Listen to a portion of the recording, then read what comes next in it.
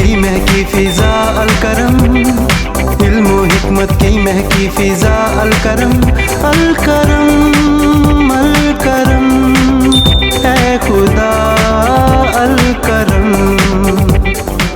बाकायदा आगाज़ करते हैं। सबसे पहले नंबर पे पहला यूनिट जमात 10 दहम के लिए 10th क्लास के लिए है, जिसका नाम है क्वाड्रेटिक इक्वेशन। अब सबसे पहले मैं आपको क्वाड्रेटिक इक्वेशन का बताऊंगा कि what do you mean bye quadratic equation.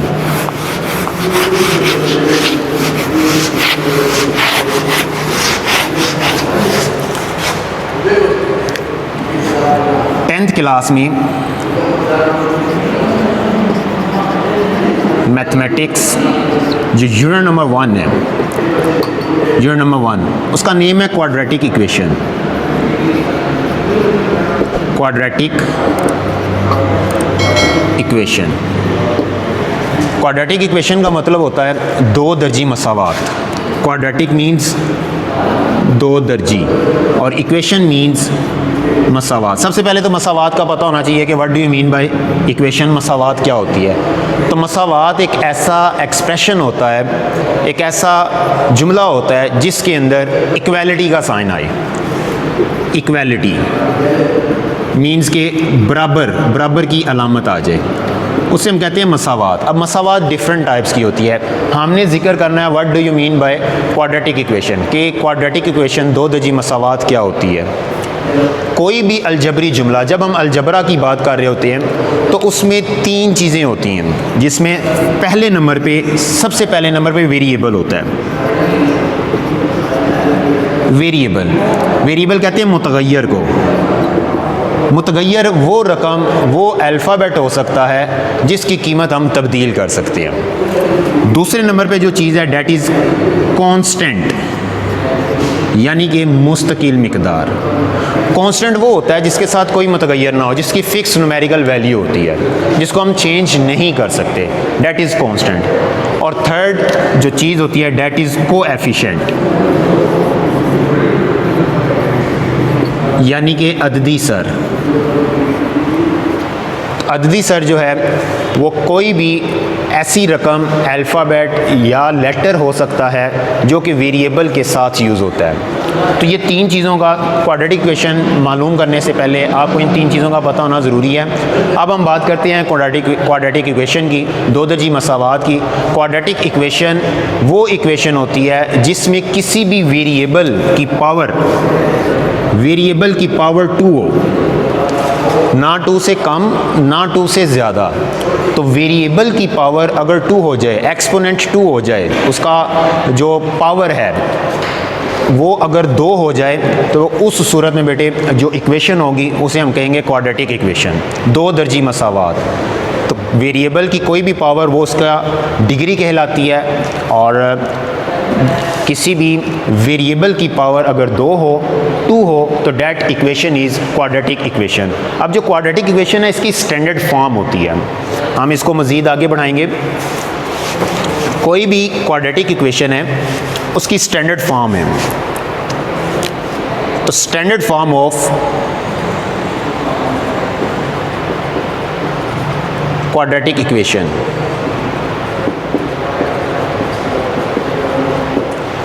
कि दो दर्जी मसावात की जो मियारी शक्ल है वो क्या होती है। तो वो बेटे होती है ax² + bx + c which is equal to 0। यहाँ पे एक कंडीशन है, वो कंडीशन लाजमी सब ने याद रखनी है, where a is not, must not be equal to 0।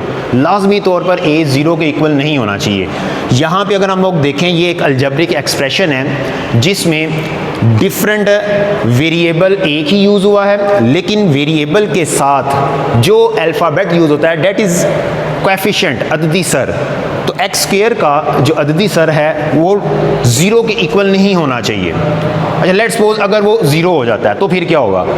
अगर किसी भी क्वाड्रेटिक इक्वेशन में x² का कोएफिशिएंट अददी सर अगर 0 हो जाए, तो इस सूरत में ये जो इक्वेशन है इसमें x² का फैक्टर ख़त्म हो जाएगा, क्योंकि x² जब 0 से मल्टीप्लाई होगा वो 0 हो जाएगी।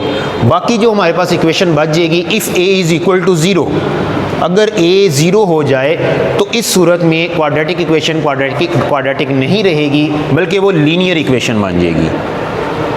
तो लीनियर इक्वेशन बनने की सूरत में वो दो दर्जी मसावात नहीं रहेगी। और सेकेंडली, अगर यहाँ पर कोएफिशिएंट ऑफ x यानी कि x का कोएफिशिएंट ये जो b है ये अगर ज़ीरो हो जाए तो इस सूरत में क्या होगा, if b is equal to zero in quadratic equation, तो उस सूरत में x का जो फैक्टर होगा वो ख़त्म हो जाएगा और हमारे पास टोटल जो बाकी रह जाएगा वो हो जाएगा ax² plus c is equal to zero.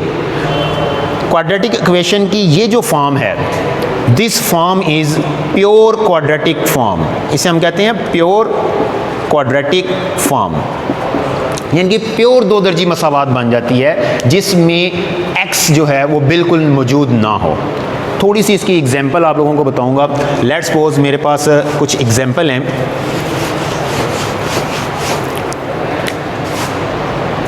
To x square plus 3x plus 4 is equal to zero.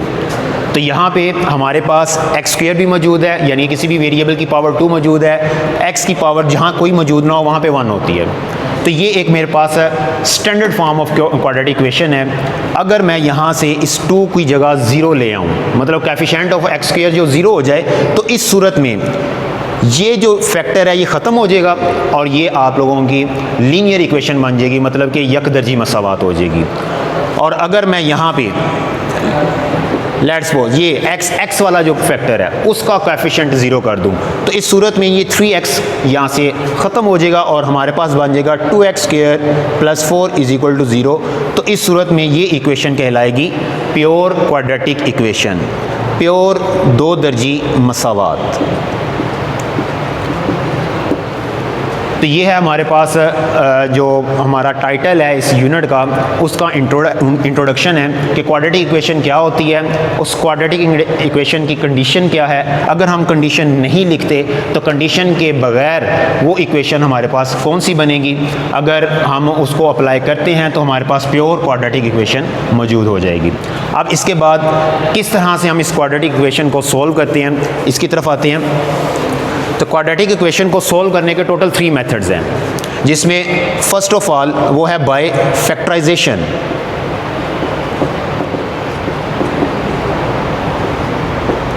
मतलब कि तज्जी के ज़रिए।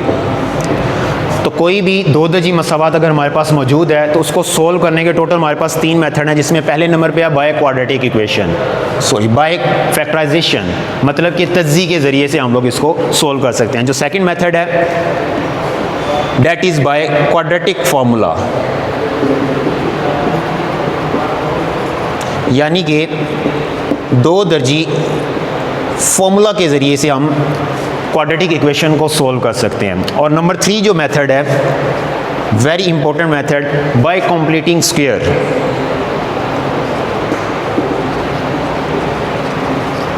मतलब कि बजरिया तकमीले मुरब्बा। तो टोटल क्वाड्रेटिक इक्वेशन को सोल्व करने के 3 मेथड हैं, जिनमें पहले नंबर पे है बाय फैक्टराइजेशन, यानी कि तज्जी के ज़रिए से हम लोग सोल्व कर सकते हैं। Second method by quadratic form, by quadratic formula, मतलब कि हम दो दर्जी फार्मूला के ज़रिए से भी इसको सोल्व कर सकते हैं। और third one is by completing square, और हम लोग इसको बजरिया तकमील मुरब्बा, यानी कि मुरब्बा मुकम्मल करने के तरीके से भी इसको सोल्व कर सकते हैं। तो बेटे सबसे पहले जो हमारी एक्सरसाइज 1.1 है, इसमें हम लोगों ने 2 मेथड यूज़ करने हैं, that is by factorization method and by completing square. हमारी एक्सरसाइज 1.1 उसमें जो क्वाड्रेटिक इक्वेशन होगी इसको सोल्व करने के 2 मेथड हैं, और जो हमारी एक्सरसाइज 1.2 होगी उसमें हम लोग एक ही मेथड यूज़ करेंगे। वो मेथड हमारे पास होगा बाय क्वाड्रेटिक फार्मूला, मतलब कि एक्सरसाइज 1.2 हम सोल्व करेंगे बाय क्वाड्रेटिक फार्मूला के ज़रिए से। तो आज सबसे पहले हम इन एक्सरसाइज में पहला क्वेश्चन देखते हैं। पहले क्वेश्चन में हमने एक्सरसाइज 1.1 में पहला जो क्वेश्चन है उसको सोल्व करने का मेथड ये होगा कि हमने उस क्वेश्चन को क्वाड्रेटिक फॉर्म में लेकर आना है, स्टैंडर्ड फॉर्म में उसको सोल्व करते हुए। तो किसी भी इक्वेशन को सोल्व करने का मेथड बहुत सिंपल होता है कि जो भी आपके पास इक्वेशन दी जाए सबसे पहले उसको स्टैंडर्ड फॉर्म में लेकर आया जाए। स्टैंडर्ड फॉर्म आपके जहन में होनी चाहिए। Standard form of quadratic equation ax² plus bx plus c is equal to 0, where a must not be equal to 0। इसको अपने जहन में रखते हुए हम एक्सरसाइज 1.1 का क्वेश्चन नंबर 1 सोल्व करेंगे। एक्सरसाइज 1.1 इसका क्वेश्चन नंबर 1 है। क्वेश्चन ये कहता है right the following quadratic equation in standard form, कि जो हमारे पास इक्वेशन दी गई है उसको हमने स्टैंडर्ड फॉर्म में लेकर आना है। जस्ट हमने स्टैंडर्ड फॉर्म में लेकर आना, उसको सोल्व नहीं करना। तो क्वेश्चन को देखते हुए हम उसको सोल्व करेंगे।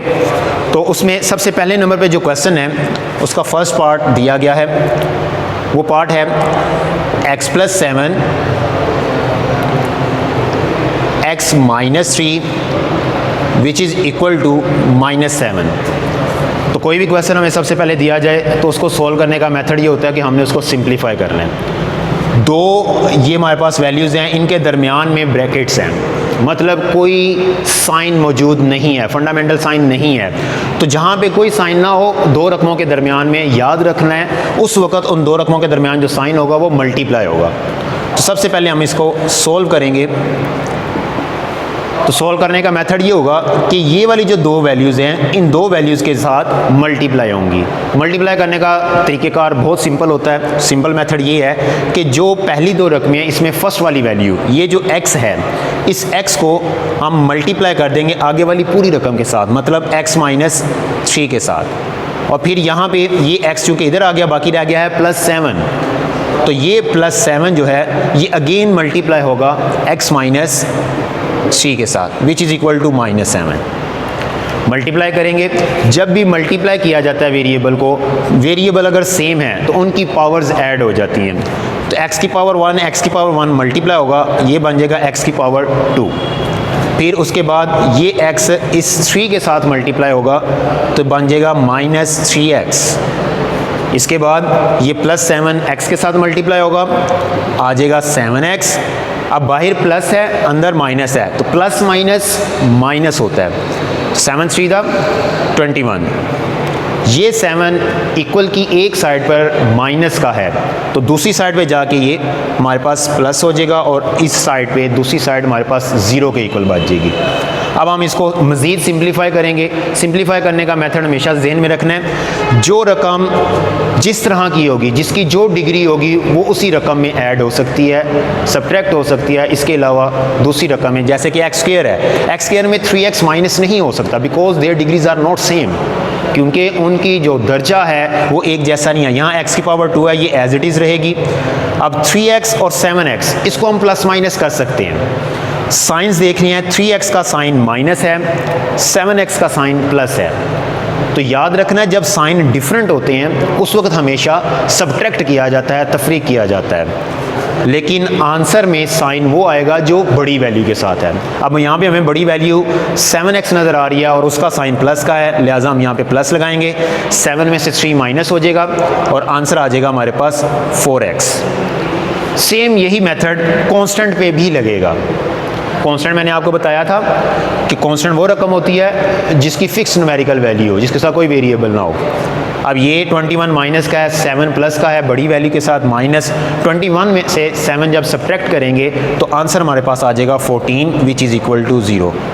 अब हमने कंपेयर करना है इसको, क्या हमारे पास हमारी स्टैंडर्ड फॉर्म आ चुकी है। तो हम देखेंगे कि first value ax square x square वाली वैल्यू है तो वो हमारे पास मौजूद है, सेकंड वैल्यू x वाली है वो हमारे पास मौजूद है, और आफ्टर डैट हमारे पास एक कांस्टेंट है और इक्वल की दूसरी साइड पे 0 है। तो ये हमारे पास standard form of quadratic equation मौजूद हो गई है। This is called quadratic equation. ये हमारे पास इसका आंसर आ गया है। ये क्वेश्चन नंबर 1 है। इसी तरह से जितने भी क्वेश्चन नंबर 1 में मौजूद है इसको आपने इसी तरह से सोल्व करना है। कोई भी इक्वेशन होगी उसको सोल्व करने का मेथड ये होगा कि आपने उसको सिंप्लीफाई करते जाना है। हर क्वेश्चन को सिंप्लीफाई करते जाएंगे, आसानी के साथ वो आपका सोल्व होता जाएगा, लेकिन शर्त ये है स्टेप बाय स्टेप आपने इसको सोल्व करना है। अब हम क्वेश्चन नंबर 2 की जानिब बढ़ते हैं। क्वेश्चन नंबर 2, क्वेश्चन नंबर 3, 4, 5, 6 ये सब तकरीबन एक जैसे क्वेश्चन है। तो इन क्वेश्चन में सबसे लास्ट पे जो है वो आपको एक क्वेश्चन मैं सोल्व करवा देता हूँ, जिसमें जो क्वेश्चन नंबर 1 का 6 पार्ट है। बहुत सिंपल सा क्वेश्चन है बेटे। इनको सोल्व करने का मेथड, अगर एक मेथड आप अपने जहन में बिठा लें कि इसको हमने सोल्व किस तरह से करना है, सिंप्लीफाई किस तरह से करना है, आप आसानी से इसको सोल्व करते हैं। देखिए जी, क्वेश्चन है हमारे पास 6 पार्ट है इसका। x + 1 divided by x + 2 plus x + 2 divided by x + 3 which is equal to 25/12। अब यहाँ पे जो क्वेश्चन है हमारे पास वो फ्रैक्शन में है, यानी कि बटे में है। तो किसी भी बटे वाली रकम को, वेरिएबल भी उसमें है, उसमें कांस्टेंट भी मौजूद है, तो इसको सोल्व करने का मेथड ये होता है कि सिंपली जो है उसका हम एलसीएम ले लें, और जो एलसीएम इसका आएगा उस एलसीएम के साथ हम पूरी इक्वेशन को बोथ साइड मल्टीप्लाई कर देंगे। तो सबसे पहले लिखेंगे सोल्व। हल करने का तरीका क्या होगा, हमने देखा कि इसकी फ्रैक्शन में x + 2 है, इसके फ्रैक्शन में बटे में x + 3 है, इसके बटे में 12 है। तो इसका एलसीएम, चूँकि तीनों रकमें डिफरेंट हैं, तो तीनों को हम आपस में मल्टीप्लाई कर देंगे तो ये इसका एलसीएम आ जाएगा। तो एलसीएम जो है उसके साथ हमने इस पूरी इक्वेशन को मल्टीप्लाई करना है बोथ साइड। तो यहाँ पे हमें नज़र आ गया इसका एलसीएम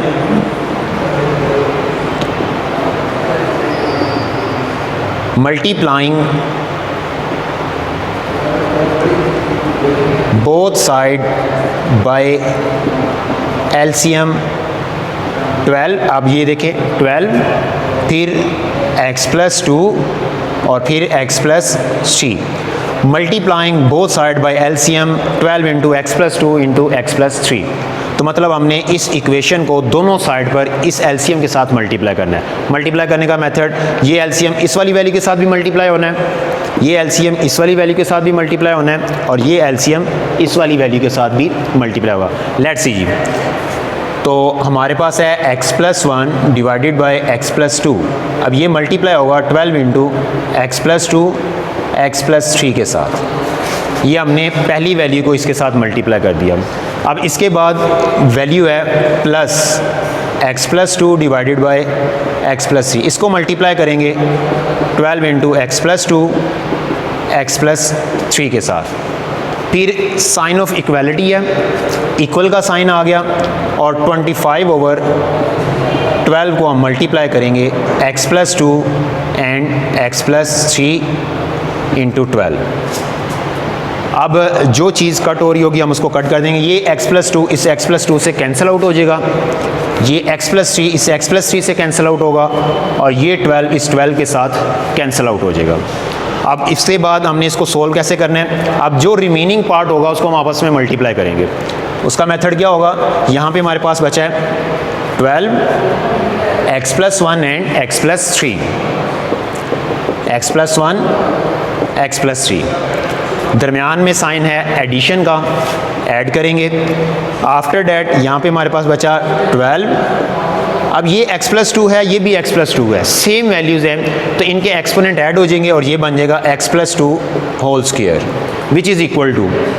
अब यहाँ पे हमारे पास क्या चीज़ बच गई है, 25 x + 2 x + 3, ये आपस में मल्टीप्लाई होंगे। अब चूंकि दो वैल्यू को मल्टीप्लाई करना इससे प्रीवियस क्वेश्चन में आपको सिखा चुका हूँ। अब इसको हम सिंपली मल्टीप्लाई करेंगे। 12 x जब x के साथ मल्टीप्लाई होगा दैट इज़ x²। इसी तरह से ये जो x है जब 3 के साथ मल्टीप्लाई होगा ये आपके पास आ जाएगा 3x। इसी तरह से अब 1 ने आगे वाली दोनों वैल्यूज़ के साथ मल्टीप्लाई होना है।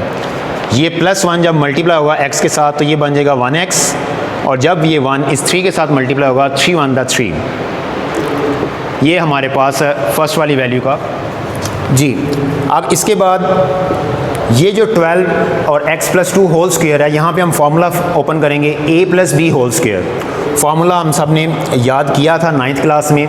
a + b होल स्क्वायर किसके इक्वल होता है, a² + b² + 2ab। तो यहाँ पे पहली रकम का स्क्वायर हो जाएगा a² प्लस 2 का स्क्वायर जो है वो 4 हो जाएगा 4। आफ्टर डैट 2ab फार्मूले का होगा, 2 × 4 4x के साथ मल्टीप्लाई होगा, आंसर इज़ 4x। अब इसके बाद साइन ऑफ इक्वलिटी, इक्वल का साइन आएगा। फिर अब हमने इन दो वैल्यूज़ को इन दो के साथ मल्टीप्लाई करना है। अब इक्वलिटी के बाद उसके बाद आपने मल्टीप्लाई करना है। अब मैं नीचे वाली नीचे आ जाता हूँ। नेक्स्ट है 25 इंटू एक्स। जब एक्स के साथ मल्टीप्लाई होगा answer is x square. After that x 3 के साथ मल्टीप्लाई होगा तब आंसर आएगा 3x। फिर इसके बाद 2x के साथ मल्टीप्लाई होगा, आंसर आएगा 2x। एंड देन 3 और 2 आपस में मल्टीप्लाई होंगे, 3 to the 6। ये हमारे पास आंसर आएगा। अब इनको मज़ीद सिंप्लीफाई करेंगे। सिंप्लीफाई करने का मेथड ये 12 एज इट इज़ है, x square 3x + 1x, answer आ जाएगा 4x। फिर लास्ट पे कांस्टेंट एज इट इज़ रहेगा। आफ्टर डैट 12 ये हमारे पास एक्स स्क्वायर होगा प्लस 4x प्लस 4 रीअरेंज कर दिया। एक्स वाली वैल्यू को पहले ले आए, कांस्टेंट को हम बाद में ले आए। साइन ऑफ इक्वलिटी और आफ्टर डैट 25 इंटू आंसर आ जाएगा एक्स स्क्वायर 3x + 2x आ जाएंगे हमारे पास 5x और 6। ये हमने इसको सिंप्लीफाई कर दिया। अब मज़ीद सिंप्लीफाई करने का मेथड ये होगा कि 12 इस अंदर वाली पूरी वैल्यूज़ के साथ मल्टीप्लाई होगा, 12 अंदर वाली पूरी वैल्यूज़ के साथ मल्टीप्लाई होगा, 25 अंदर वाली पूरी वैल्यूज़ के साथ मल्टीप्लाई होगा। तो 12x के साथ मल्टीप्लाई होगा, आंसर आएगा 12x स्क्वायर। फिर 12 जब 4 से मल्टीप्लाई होगा 48x और देन 12 जब 3 से होगा तो आंसर आएगा 36। अब हमने ब्रैकेट्स को ओपन करते जाना है और मज़ीद सोल्व करेंगे। 12x स्क्वायर के साथ मल्टीप्लाई होगा तो आंसर आएगा 12x स्क्वायर। फिर 12 जब 4 के साथ मल्टीप्लाई होगा तो आंसर आएगा 48x। एंड देन जब 12 4 के साथ मल्टीप्लाई होगा answer is 48 is equal to 25 को अंदर मल्टीप्लाई कर देंगे 25x स्क्वायर प्लस 25 जब 5 के साथ मल्टीप्लाई होगा तो आंसर आ जाएगा हमारे पास 125x। और इसी तरह से जब 25 6 के साथ मल्टीप्लाई होगा आंसर आएगा 150। ये हमने इसको टोटली जो है वो सिंप्लीफाई कर लिया है। अब इसके बाद नेक्स्ट इसका पार्ट होगा, सिंप्लीफाई करेंगे हम मज़ीद। 12x स्क्वायर के साथ ऐड हो जाएगा, आंसर आ जाएगा 24x स्क्वायर। फिर उसके बाद 48x और 48x ये दोनों ऐड हो जाएंगे आपस में तो आंसर आ जाएगा हमारे पास 96x। आफ्टर डैट 36 और 48 को हम ऐड करेंगे, वो हमारे पास 50, 48 और 36 इन दोनों को ऐड करेंगे। ऐड करने के बाद हमारे पास आंसर आ जाएगा 84।